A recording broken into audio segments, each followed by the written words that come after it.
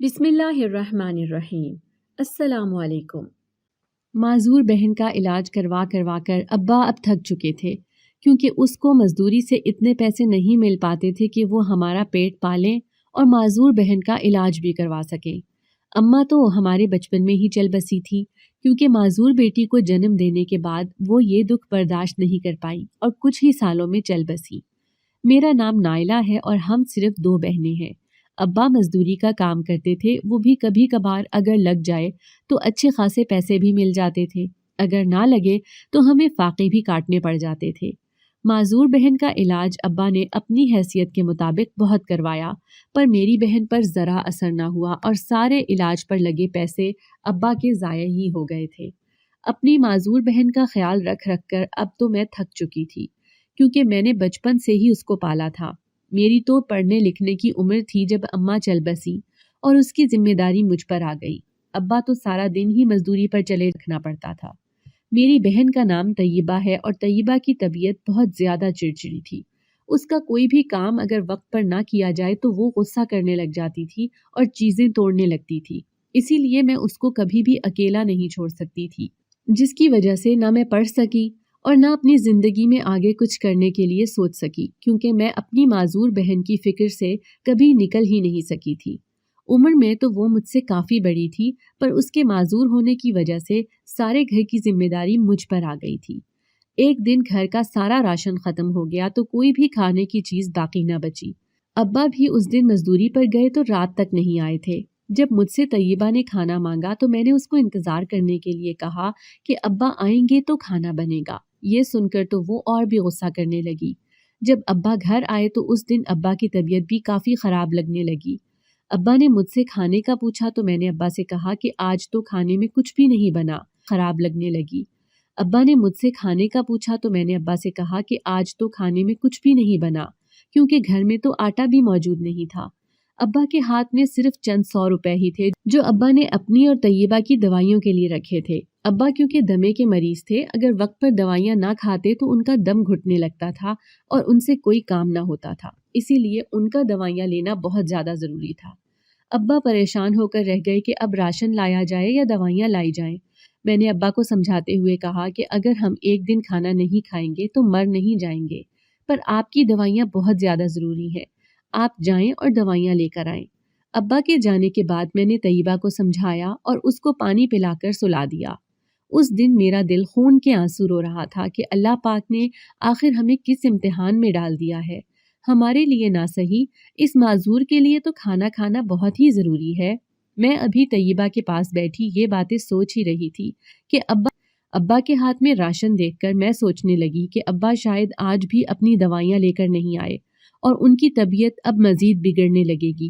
میں نے ابا سے اس بات پر کافی جھگڑا کیا کہ آپ کو راشن یا سودا نہیں بلکہ اپنی دوائیاں لے کر آنی چاہیے تھیں۔ ابا نے کہا میں اپنی بیٹیوں کو بھوکا نہیں دیکھ سکتا، اسی لیے میں تم دونوں کے لیے یہ سودا لے کر آیا ہوں، کھانا بنا کر تم دونوں کھا لو۔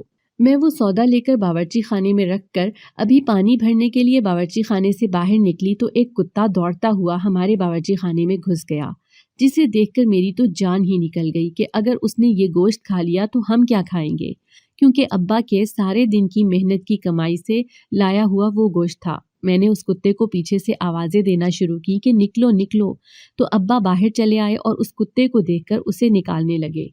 ابا نے اسے گھر سے باہر نکالا اور میں کھانا پکانے بیٹھ گئی۔ میں نے کھانا پکا لیا، طیبہ کو بھی کھلا لیا، خود بیٹھ کر ابا کا انتظار کرنے لگی کہ ابا آئیں گے تو ہم دونوں ساتھ مل کر کھانا کھائیں گے، پر ابا کتے کو نکالنے گئے تھے تو واپس نہیں آئے تھے۔ میں پریشان ہو گئی کہ ابا آخر اتنی دیر کہاں رہ گئے۔ کافی دیر کے بعد جب ابا گھر واپس آئے تو کافی خوش نظر آ رہے تھے۔ میں نے ان سے خوش ہونے کی وجہ پوچھی تو انہوں نے مجھے کہا کہ بیٹا، ابھی جو ہمارے گھر میں کتا گھس آیا تھا وہ کوئی گلیوں میں پھرنے والا آوارہ کتا نہیں بلکہ ہمارے شہر کے ایک امیر انسان کا پالتو کتا تھا، اور ابا نے مجھے بتایا کہ اس کتے کے مالک نے مجھے نوکری پر رکھ لیا ہے، اب مجھے مزدوری کرنے کی کوئی ضرورت نہیں پڑے گی۔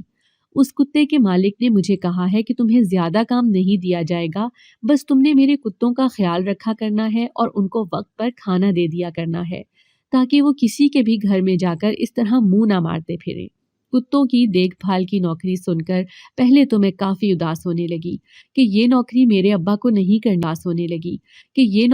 ابا کو نہیں کرنی چاہیے، پر پھر بھی مزدوری سے کہیں بہتر تھی۔ اس میں کوئی خاص محنت تو نہیں کرنی پڑتی تھی، کیونکہ ابا بھی تو دمے کے مریض تھے، ان سے کوئی بھی محنت نہیں ہو پاتی تھی۔ تو جیسی بھی نوکری تھی مزدوری سے کافی بہتر تھی، اسی لیے اب ہم سکون میں تھے کہ شاید اب ہمارے حالات سدھر جائیں گے۔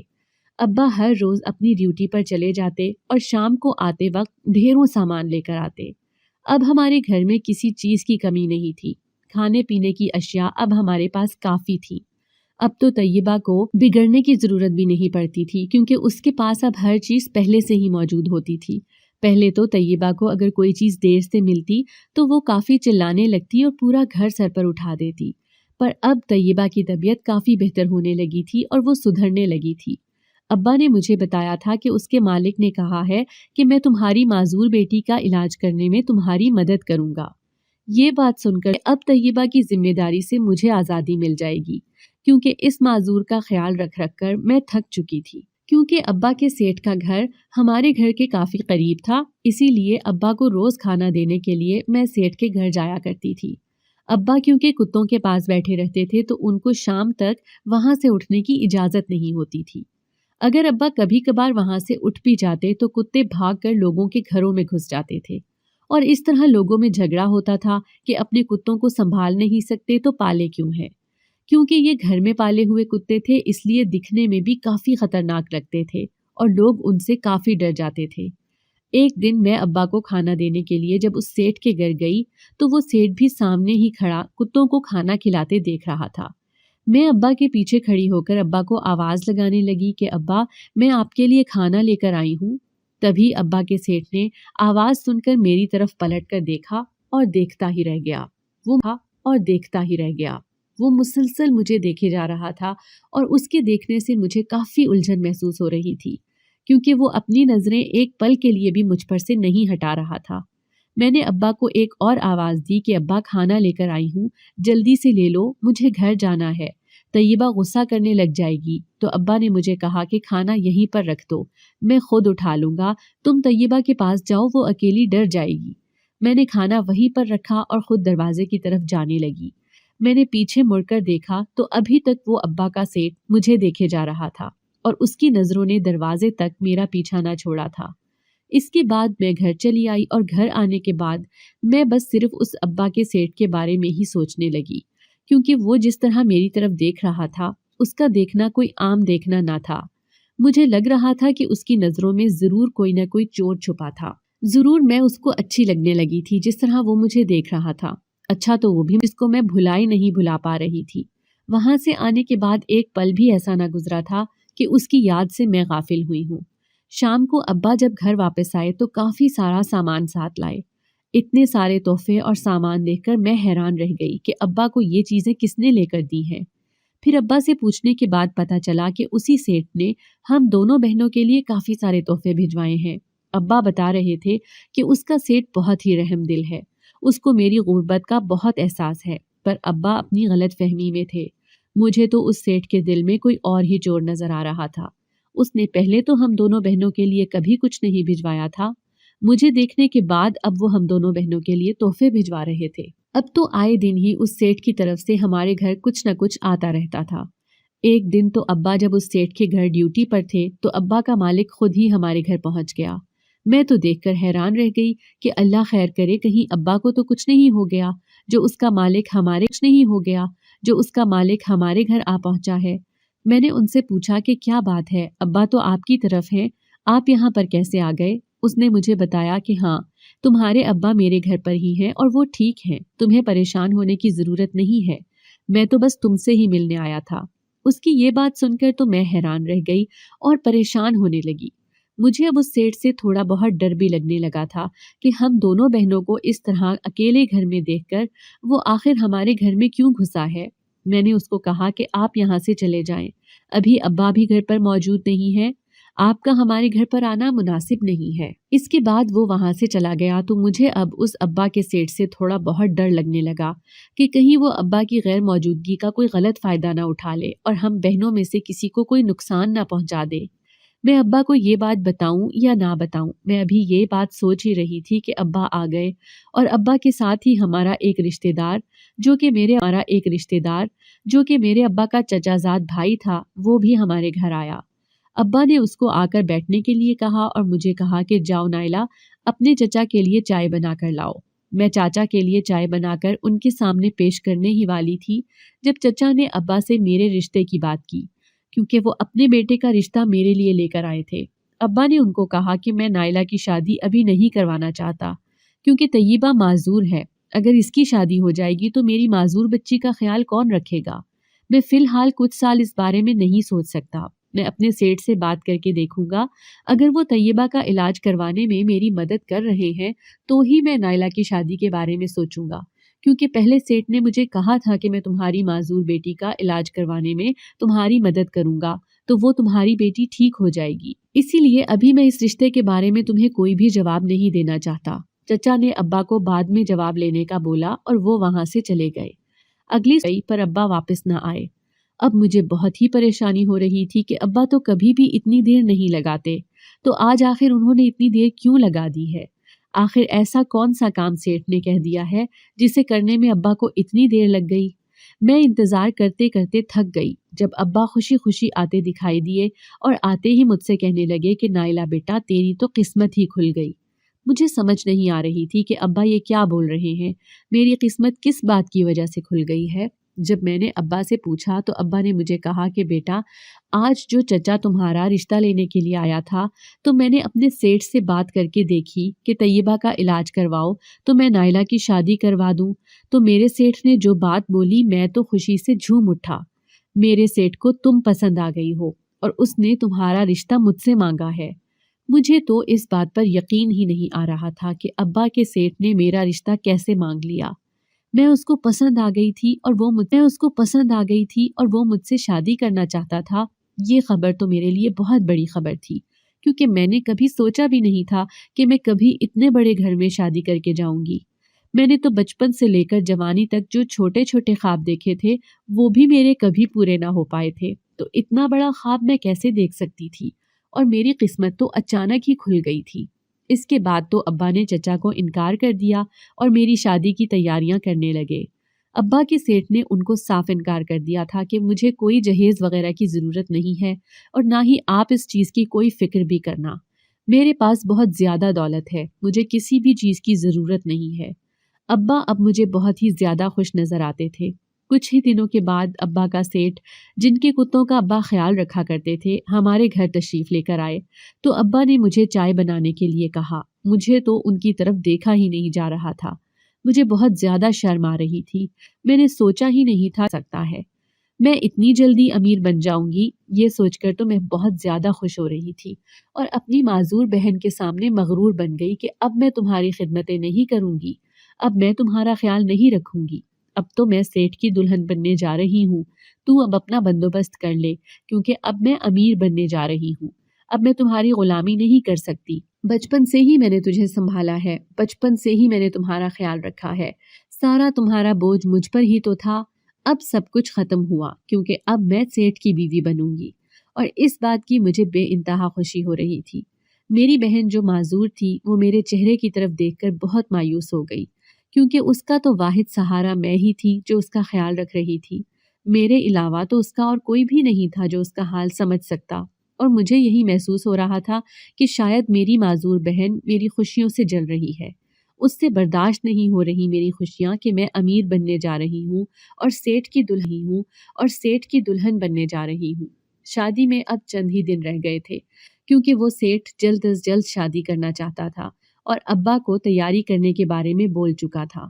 ہمارے کیونکہ زیادہ رشتہ دار نہیں تھے، جو چچا میرے رشتے کے لیے آئے تھے ان کو بھی ابا نے رشتے سے انکار کر دیا، تو وہ بھی اپنے سارے رشتے ناطے ختم کر کے اب چلا گیا تھا۔ اس لیے ابا نے کسی بھی رشتہ دار کو میری شادی کے بارے میں نہیں بتایا تھا، وہ چپ چاپ میری شادی کرنا چاہتے تھے۔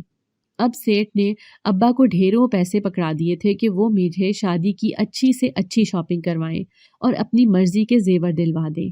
ابا مجھے شاپنگ مال لے گئے تو میں نے وہاں پر اپنی مرضی کے سارے کپڑے اور سارے زیورات خرید لیے۔ जो चीज़ मुझे पसंद आई, ज़िंदगी में पहली बार मैंने इतनी ज़्यादा शॉपिंग की थी।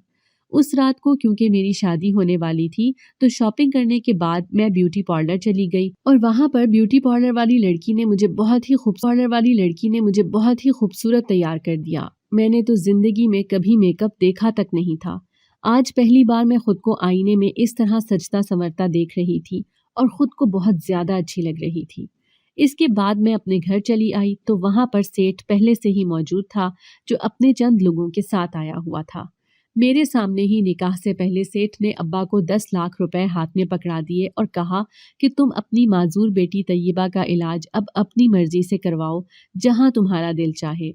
अब्बा तो वो पैसे देखकर ही हैरान रह गए, क्योंकि हमने तो कभी जिंदगी में 10,000 रुपए भी ना देखे थे और सेठ ने तो अब्बा को 10 लाख रुपए दे दिए थे। अब्बा की तो जैसे किस्मत ही खुल गई थी। अब्बा ने उसी वक्त सेठ का शुक्रिया अदा किया और निकाह पढ़वाना शुरू कर दिया। निकाह खान निकाह पढ़ा रहा था, तब भी मेरे दिल में ये ख्याल आ रहा था कि सेठ साहब के घर वालों में से यहाँ पर कोई शामिल क्यों नहीं हुआ, क्योंकि वो तो इतने अमीर हैं, जाहिर है उनके रिश्तेदार भी, उनकी शादी में कोई भी शामिल ना हुआ था। थोड़ी ही देर में निकाह हो गया और मैं अब्बा और तैयबा से खुदा हाफिज कहने लगी। तैयबा अब मुझे गले लगाकर ज़ारो कतार रो रही थी, क्योंकि वो मेरे बगैर बिल्कुल अधूरी थी। मैं भी उसकी मजबूरी को समझ सकती थी, इसीलिए मेरी आंखों से भी आंसू बह रहे थे। थोड़ी ही देर में अब्बा ने मुझे सेठ साहब की गाड़ी में ले जाकर बिठा दिया, जहां पर सेठ पहले से ही बैठा हुआ था। कुछ ही देर में गाड़ी चलने लगी और सेठ के बंगले पर जा रुकी। हम गाड़ी से उतरकर उस बंगले में अंदर गए। वहां पर जाते हुए मुझे बहुत खुशी महसूस हो रही थी। मैं उस बंगले की अब मालकिन बन गई थी, जिस बंगले में मेरा बाप नौकरी करता था। मुझे अपनी किस्मत पर यकीन नहीं आ रहा था कि मैं इतनी जल्दी अमीर कैसे बन गई। थोड़ी ही देर में एक मुलाजमा आई, जो मुझे अपने साथ लेकर सेठ के कमरे में गई। वहां पर सेठ का कमरा बहुत ही खूबसूरत फूलों के साथ सजा हुआ था। कमरा देखकर तो मैं हैरान ही रह गई। मैंने तो कभी जिंदगी में इतना खूबसूरत कमरा नहीं देखा था। वहां पर आलीशान किस्म का फर्नीचर पड़ा हुआ था। उस कमरे में एक बहुत बड़ा बेड पड़ा था, जो बहुत ज्यादा नर्म था, और बहुत ही खूबसूरत सा ड्रेसिंग टेबल, जिस पर कीमती कीमती परफ्यूम और क्रीमें पड़ी हुई थी। ये चीजें देखकर तो मैं हैरान ही रह गई थी और दिल ही दिल में बहुत ज्यादा खुश हो रही थी कि मुझे इतने बड़े घर की मालिकन बनना नसीब हुआ। मैं अपने नर्म मुलायम बेड पर घूंघट ओढ़े अपने शौहर का इंतजार कर रही थी और दिल ही दिल में ये सोच रही थी कि मेरे शौहर आते ही मेरी तारीफें करना शुरू हो जाएंगे, क्योंकि मैं उनकी मोहब्बत थी और उन्होंने अपनी मोहब्बत को हासिल कर लिया था। मैंने सोचा कि मेरे शौहर मेरी मुंह दिखाई में मुझे कोई बहुत ही खूबसूरत और कीमती सा तोहफा देंगे। मैं अपनी सोचों के समंदर में खोई हुई अपने शौहर का इंतजार कर ही रही थी, जब ही वो कमरे में दाखिल हुआ। उसके कदमों की आहट सुनकर मेरा दिल जोर जोर से धड़क रहा था। मैंने जब नजरें उठाकर उसकी तरफ देखा तो मेरी जान ही निकल गई, क्योंकि उसके साथ तो हैरान और परेशान हो गई कि मेरा शौहर अपने साथ कुत्ते क्यों लेकर आया है, जबकि ये तो हमारी शादी की पहली रात है और इतनी खूबसूरत रात में वो कुत्तों को अपने साथ कैसे ला सकता है। उसने ही आते ही मुझे कहा कि इनसे मिलो, ये मेरे पालतू कुत्ते हैं, मैं उनके बगैर एक पल के लिए भी नहीं रह सकता। मैं हर वक्त इनके साथ रहता हूँ, अपना सारा टाइम इन्हीं को देता हूँ। आज के बाद तुम्हें भी उनको इसी तरह संभालना होगा जिस तरह मैं उनका ख्याल रखता हूँ। तुम्हें भी उनका इसी तरह ख्याल रखना पड़ेगा। मेरे शौहर ने बताया कि कुत्ते पालना मेरा बहुत बड़ा शौक है। मैं अपने उन कुत्तों के बगैर बिल्कुल नहीं रह सकता। शादी की पूरी रात हम दोनों मियाँ बीवी में सिर्फ कुत्तों की ही बातें होती रही। मैंने जो भी अपनी जिंदगी में ख्वाब देखे थे कि मेरा शौहर आते ही मेरी तारीफें करेगा, मुझसे प्यार के 2 लफ्ज बोलेगा, ऐसा कुछ भी नहीं हुआ। हमारे दरमियान जो भी बातें हुई सिर्फ उनके पालतू कुत्तों की होती रही और इसी तरह पूरी रात गुजर गई। अगली सुबह वो मुझसे पहले ही उठ चुके थे। जब मेरी आंख खुली तो वो अपने बिस्तर पर नहीं थे। मैं भी तैयार होकर अभी बाहर जाने के बारे में सोच ही रही थी, क्योंकि मेरे शौहर के अलावा इस घर में कोई भी न था, ना कोई मेरी सास थी और ना ही कोई नंद जो मुझे कमरे से लेने के लिए आती। इसलिए मैंने खुद ही सोचा कि तैयार होकर बाहर चली जाती हूँ और नाश्ते की तैयारी करती हूँ। मैं तैयार होकर जैसे ही बाहर गई तो मैंने अपने शौहर को घर में न पाया। मैंने मुलाजमा से कहकर नाश्ता बनवाया, जो कि मेरे शौहर की पसंद का ही था। मैंने पहले मुलाजमा से उनके खाने के बारे में पूछा कि वो क्या क्या चीज़ें खाते हैं, फिर ही मैंने उनके लिए नाश्ता बनवाया। تھوڑی ہی دیر میں ناشتہ بن کر ریڈی ہو گیا تو کھانے کی میز پر میں ان کا انتظار کرنے لگی۔ کچھ ہی دیر میں میرا شوہر 8 کتوں کے ساتھ باہر سے دوڑتا ہوا آیا اور کہنے لگا کہ میں اپنے کتوں کو واک پر لے کر گیا تھا۔ میں نے ان کو کہا کہ کتوں کی فکر چھوڑیں، آئیں آپ ناشتہ کریں، تو انہوں نے مجھے صاف انکار کر دیا۔ انہوں نے کہا کہ پہلے میں اپنے کتوں کو ناشتہ کرواؤں گا، پھر ہی ناشتہ کروں گا۔ وہ کتوں کو ناشتہ کروانے میں اتنے مصروف ہو گئے کہ ان کو ٹائم کا کچھ اندازہ ہی نہ ہوا۔ میں ان کا ناشتے کی میز پر بیٹھی انتظار کرتی رہی۔ تقریباً دوپہر کے 12 بجنے لگے پر وہ ابھی تک اپنے کتوں کو ناشتہ کروا کر فارغ نہ ہوئے تھے۔ مجھے ان کے کتوں سے سخت نفرت ہونے لگی تھی کیونکہ وہ اپنے کتوں کو مجھ سے زیادہ اہمیت دے رہے تھے۔ ان کو ناشتہ کروانے کے بعد جب وہ فارغ ہوئے تو نہا دھو کر پھر ہی ناشتہ کرنے کے لیے آئے اور تب تک دوپہر کے 1:30 بج چکے تھے۔ جلدی جلدی میں ناشتہ ختم کرنے کے بعد انہوں نے مجھے کہا کہ میرے کتوں کا کھانا ختم ہو گیا ہے، مجھے مارکیٹ جا کر ان کے کھانے کی چیزیں لے کر آنی ہوں گی۔ میں ان کی طرف دیکھ کر صرف حیران ہو رہی تھی کہ آج ہماری شادی کا دوسرا دن ہے، نہ وہ مجھ سے ٹھیک سے بات کر رہی ہیں اور نہ ہی مجھے کہیں گھمانے پھرانے کی کوئی فکر ہے۔ ان کو فکر ہے تو صرف اپنے کتوں کی۔ میں نے تو یہی سوچا تھا کہ امیر گھر میں دلہن بن کر جاؤں، راج چل رہا تھا، میری کوئی قدر ہی نہیں تھی۔ اسی لیے میں نے بھی ان سے امید لگانا چھوڑ دی اور اپنی قسمت پر ہی قصور دے کر بیٹھ گئی۔ میرے شوہر مجھ پر بالکل توجہ نہیں دیتے تھے، پر پھر بھی میں امیر گھرانے میں بیاہ کر آ گئی تھی۔ میں یہی سوچ کر خوش ہو رہی تھی کہ میرے پاس دنیا کی ہر چیز موجود ہے، بھلے میرا شوہر میرا خیال نہیں رکھتا یا میری طرف نہیں دیکھتا، پر پھر بھی میں آج امیر تو بن ہی گئی ہوں۔ پر بعد میں مجھے پتا چلا کہ یہ امیر ہونا کسی کام کا نہیں ہوتا۔ جب تک کسی عورت کے لیے شوہر کی توجہ نہ ہو تو اس کی زندگی بالکل برباد ہو جاتی ہے۔ چند ہی مہینوں میں امید سے ہو گئی، پر میرے شوہر نے میرا ذرا خیال نہ رکھا، جبکہ میں ان کو ہمیشہ کہتی رہی کہ میرے پیٹ میں آپ کا بچہ ہے، آپ میرا نہ صحیح بلکہ اس بچے کا تو خیال کر لیجئے، پر ان کو کوئی خیال نہ ہوتا۔ ایک دن جب میری طبیعت بہت زیادہ خراب ہو گئی تو میں نے اپنے شوہر کو ڈاکٹر کے پاس لے جانے کے لیے بولا تو انہوں نے صاف انکار کر دیا کہ میں اپنے کتوں شوہر کو ڈاکٹر کے پاس لے جانے کے لیے بولا تو انہوں نے صاف انکار کر دیا کہ میں اپنے کتوں کو جاگنگ پر لے جا رہا ہوں، تم کسی ڈرائیور کے ساتھ یا کسی ملازمہ کے ساتھ چلی جاؤ۔ مجھے ان کی اس بات پر کافی دکھ پہنچا تو میں بھی ڈاکٹر کے پاس نہ گئی اور خود پر تکلیف سہتی رہی۔ کچھ ہی دیر کے بعد میری تکلیف بہت زیادہ بڑھ گئی اور میں نے اپنے بچے کو ہمیشہ کے لیے کھو دیا۔ پر افسوس تو اس بات کا ہوا کہ میرے بچے کے کھونے کا دکھ بھی میرے شوہر کو ذرا نہ پہنچا اور میں اس کے جانے کے غم میں اندر ہی اندر مرتی رہی۔ اس کے بعد میں نے اس کتوں کے شوقین شوہر کو چھوڑ دیا اور اپنی غربت کی زندگی میں واپس آ گئی۔ میرے گھر میں غربت ضرور تھی پر سکون بہت تھا، اپنائیت تھی۔ ابا نے مجھے کئی بار سمجھا کر کہا تھا کہ اپنے شوہر کے پاس واپس چلی جاؤ، پر اس پاگل شوہر کے پاس جو کتوں کے پیار میں اب پاگل ہو گیا تھا، اس کے ساتھ مجھے بالکل بھی نہیں رہنا تھا۔ اسی لیے میں نے ابا کو صاف انکار کر دیا۔ اس کے بعد میرے شوہر نے ابا کو بھی نوکری سے نکال دیا اور ہم پھر سے اپنی غربت والی زندگی میں واپس آ گئے، پر ہم بہت ہی سکون کے ساتھ زندگی گزار رہے تھے۔ یہاں پر میرا بوڑھا اور غریب باپ ہم دونوں بہنوں کا بہت اچھے سے خیال رکھتا تھا۔ اگر آپ کو ہماری آج کی کہانی پسند آئی ہے تو ویڈیو کو لائک کیجیے، اور اگر آپ ایسی ہی دلچسپ کہانیاں سننا پسند کرتے ہیں تو ہمارے چینل کو سبسکرائب کیجیے۔ ملتے ہیں کل ایک نئی دل کو چھو جانے والی کہانی کے ساتھ۔